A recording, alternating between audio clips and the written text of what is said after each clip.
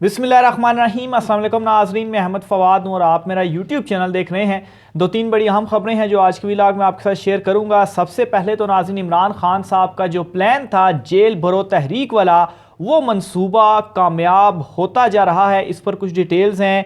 इमरान खान साहब की जानिब से इस मंसूबे पर कुछ अचीवमेंट्स जो हैं वो हासिल कर ली गई हैं। एक तो इसकी तफसीलात आपके सामने रखूँगा। दूसरे नंबर पर नाज़रीन, इलेक्शन कमीशन ऑफ पाकिस्तान आज छुट्टी के रोज़ भी खुल गया है। इससे पहले अदालतें आधी रात को या छुट्टी के रोज़ खुलने के हवाले से जो मामलात थे वो हुए थे, लेकिन अब इलेक्शन कमीशन जो है वो भी छुट्टी के रोज़ इतवार के रोज़ खुल चुका है। इस पर भी कुछ डिटेल्स हैं, क्या कुछ लेटेस्ट डेवलपमेंट हुई हैं। इलेक्शन कमीशन ऑफ पाकिस्तान की जानिब से आज छुट्टी के रोज़ इलेक्शन तारीख के हवाले से ये मामला भी आपके सामने रखूँगा। और आखिर में नाज़रीन, पीर के रोज़ इलेक्शन की तारीख की अनाउंसमेंट के हवाले से भी कुछ अहम डिटेल्स हैं, क्या होने जा रहा है, ये मामला भी आपके सामने रखूँगा। सबसे पहले तो नाज़रीन ये आपको बताता चलूँ कि इमरान खान साहब की जानिब से जेल भरो तहरीक का जो आगाज़ है वो 22 फरवरी से किया जाना है और बुध का दिन जो है वो बनता है। और इसका बाकायदा तौर पर एक पूरा जो शेड्यूल है वो भी अनाउंस किया गया है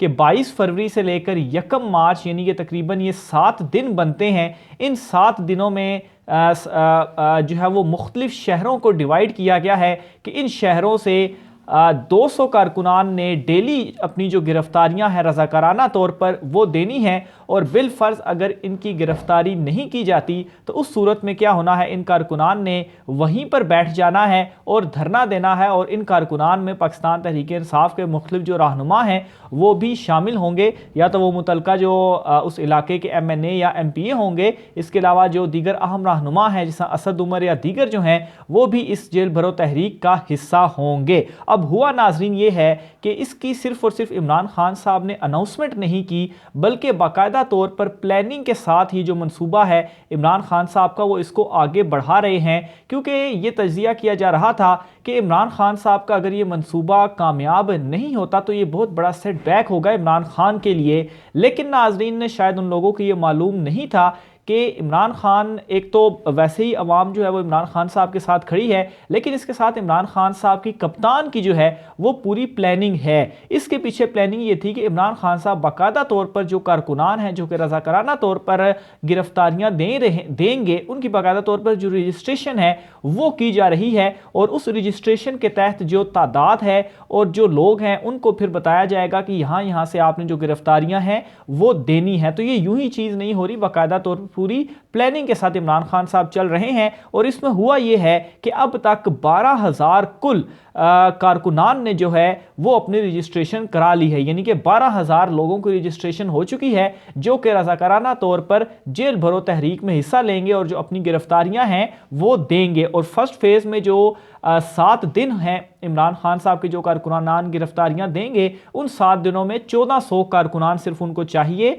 जो गिरफ्तारियां दे सकें। तो ये 12,000 ये अभी की में जो है वो आपको जो फिगर है वो बता रहा हूँ। इसमें टाइम के साथ साथ मजीद इजाफा जो है वो भी होता जा रहा है, क्योंकि आज तो संडे है, फिर उसके बाद मंडे और ट्यूसडे 2 दिन अभी बाकी हैं। और फिर जाहिर सी बात है नेक्स्ट वीक जब ये जेल भरो तहरीक का आगाज़ होगा उसके बाद भी कारकुनान की जानिब से इसमें रजिस्ट्रेशन और जो इजाफा है वो होता जाएगा। और इसमें असद उमर और दीगर रहनुमा और जो अहम लीडर्स हैं, जो MNAs हैं, जो MPAs हैं, वो भी शामिल होंगे और कारकुनान के साथ साथ वो भी अपनी जो गिरफ्तारियां हैं वो पेश करेंगे। तो फिलहाल तक इमरान खान साहब का ये जो मंसूबा है वो कामयाब है। और ये जो रजिस्टर्ड कारकुनान की तादाद हो चुकी है 12,000, अच्छी खासी तादाद है। 12,000 आप जो है वो कितने, एक अगर फ़र्ज़ करें कि इसमें 1 लाख लोग भी खाली रजिस्टर्ड हो जाता है गिरफ्तारियों के लिए, 1 लाख तो चले बहुत ज़्यादा, अगर 50,000 भी हो जाता है तो जेलों में इतनी ज़्यादा कैपेसिटी नहीं है कि वो 50,000 जो है लोगों को वो जेलों में रख सकें। तो बहरहाल इसके ऊपर फैसला अब पंजाब हुकूमत की जानिब से एक सामने आया है कि जो लोग रज़ाकाराना तौर पर गिरफ्तारियां देंगे उनकी जो गिरफ्तारी है वो नहीं की जाएगी। तो ये खाली पहले मरहले में ही इमरान खान साहब ने अनाउंसमेंट की थी जिसके ऊपर बड़ी बातें की जा रही थी, लेकिन इमरान खान साहब की प्लानिंग के बाद पंजाब हुकूमत ने इस मामले के ऊपर हाथ खड़े कर दिए हैं और फैसला ये सामने आया है कि इन कारकुनान की गिरफ्तारियां नहीं की जाएंगी। और इस पर होगा क्या कि उसी थाने के बाहर ये जो कारकुनान हैं वो धरना देकर बैठेंगे। तो आहिस्ता आहिस्ता इमरान खान साहब तमाम तर मामलात को आगे लेकर चल रहे हैं। दूसरे नंबर पर नाज़रीन, इलेक्शन कमीशन ऑफ पाकिस्तान आज संडे वाले दिन भी खुल गया है और वहाँ से एक लेटर जो है वो लिखा गया है सदर मुमलिकत को, और इस लेटर के अंदर जो सदर मुमलिकत ने एक उनको लेटर लिखा था मुशावरत के लिए, उसका जवाब दिया गया है और ये कहा गया है इलेक्शन कमीशन ने कि वो जो सदर मुमलिकत ने मुशावरत के लिए उनको बुलाया है वो उनके साथ मुशावरत इस मामले में नहीं करेंगे। इस पर ये जो मेरी रिपोर्ट है पहले वो मैं आपको जो है वो सुनाता हूँ ताकि मामला क्लियर हो जाए, फिर आगे बढ़ता हूँ। तो मामला इस तरीके से है कि इलेक्शन कमीशन ने सूबों के इंतखाबात से मुतल्लिक ऐवान सदर को मुशावरती अमल का हिस्सा बनाने से माजरत कर ली। इलेक्शन कमीशन ने सदर आरिफ अलवी को दूसरे खत का जवाब भी दे दिया। इलेक्शन कमीशन का दूसरा खत भी ऐवान सदर को मौसूल हो गया। सेक्रेटरी इलेक्शन कमीशन की जानिब से सेक्रेटरी ऐवान सदर के नाम लिखे गए खत में कहा गया कि आइन के आर्टिकल 105 के तहत तहलील शुदा असम्बली के इंतखाबात की तारीख गवर्नर दे सकता है। आइन के तहत सूबा पंजाब और केपी गवर्नर्स को ख़त लिखा गया, जबकि दोनों गवर्नर्स ने ताहाल इलेक्शन के लिए तारीख नहीं दी। ख़त में कहा गया कि दोनों सूबों में आम इंतखाबात से मुतल्लिक मामला मुख्तलिफ अदालतों में ज़ेर समात है। लाहौर हाई कोर्ट ने अपने हुक्म में गवर्नर पंजाब से मुशावरत का हुक्म दिया। इलेक्शन कमीशन हुकाम ने गवर्नर पंजाब से मुशावरत भी की, ताहम गवर्नर ने इंतखाबात की तारीख ना दी। ख़त में लिखा गया कि इलेक्शन कमीशन ने फैसले से मुतल्लिक लाहौर हाई कोर्ट में इंट्रा कोर्ट अपील भी दायर की है।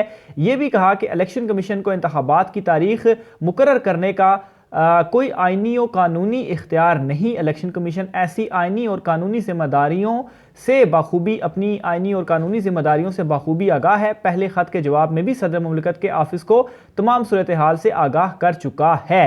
तो ये बुनियादी तौर पर वो कहते हैं कि ये सूबाई मामला है और प्रेसिडेंट साहब जो हैं वो इसकी डेट नहीं दे सकते और इसकी डेट जो है वो गवर्नर ही दे सकते हैं। तो एक तरफ गवर्नर कहते हैं कि वो डेट नहीं दे सकते और इलेक्शन कमीशन उनसे डेट लेता है और इलेक्शन कमीशन को भी वो यही कहते हैं। तो इलेक्शन कमीशन उसके ऊपर नहीं कुछ कह रहा कि भैया आप आखिर क्यों डेट नहीं दे रहे, उल्टा ये कह रहा है कि हम भी डेट नहीं दे सकते और मामले को आप यूँ समझ ले कि लटकाया इस वक्त जा रहा है।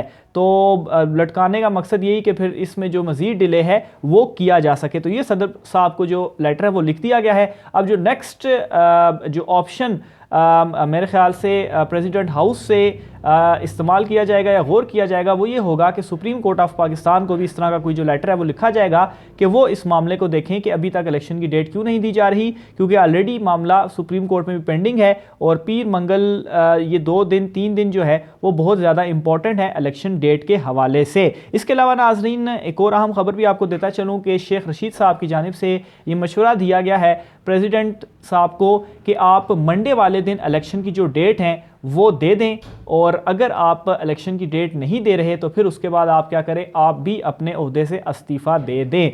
तो मेरे ख्याल से शेख रशीद साहब का जो मशवरा है वो अपनी जगह पर इस हद तक तो ठीक है कि मंडे को आप इलेक्शन की डेट दे दें। तो इसके ऊपर सदर साहब को देखना चाहिए कि अगर इलेक्शन कमीशन भी इनकार कर रहा है मुशावरत से तो क्या वो ख़ुद डेट दे सकते हैं, तो फिर वो ख़ुद डेट दे दें। लेकिन दूसरी सूरत में जो इस्तीफ़े का कहा जाता है तो इस्तीफ़ा हरगिज़ नहीं देना चाहिए, क्योंकि इसमें मैं अभी कुछ डिस्कशन भी चल रही थी कि अगर तो ये जो हुकूमत है ये अपनी टर्म में मज़ीद तोसी करती है तो इसमें प्रेसिडेंट का बहुत ज़्यादा अहम किरदार जो है वो होगा, क्योंकि उस तोसी को प्रेसिडेंट ने ही अप्रूव करना है। तो अगर प्रेसिडेंट होंगे तो वो उनको अप्रूव नहीं करेंगे और इस वक्त प्रेसिडेंट ने जो नत डाली हुई है मौजूदा हुकूमत को, तो इस सूरत में बिल्कुल भी इस्तीफ़ा जो है वो प्रेसिडेंट को नहीं देना चाहिए। और आगे आने वाले जो 2-3 दिन हैं वो इस हवाले से बहुत ज़्यादा इंपॉर्टेंट भी है कि कोई ना कोई जो तारीख है इस हवाले से जो डिसीजन है वो सामने आएगा। आखिर में नाज़रीन इमरान खान साहब की हिफाजती ज़मानत के हवाले से भी आपको बताता चलूँ कि एक मीटिंग हुई है, इमरान खान साहब ने उसमें ये फैसला किया है कि वो अपनी हिफाजती ज़मानत के लिए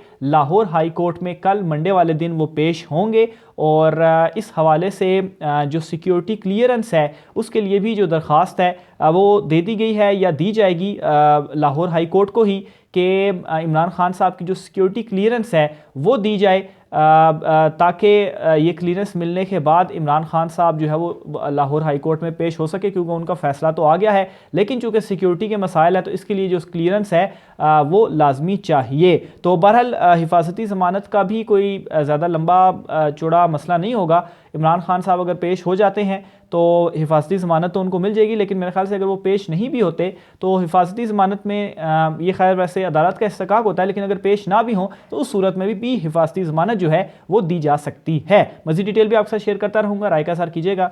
मुझे इजाज़त दीजिए, अल्लाह हाफ़िज़।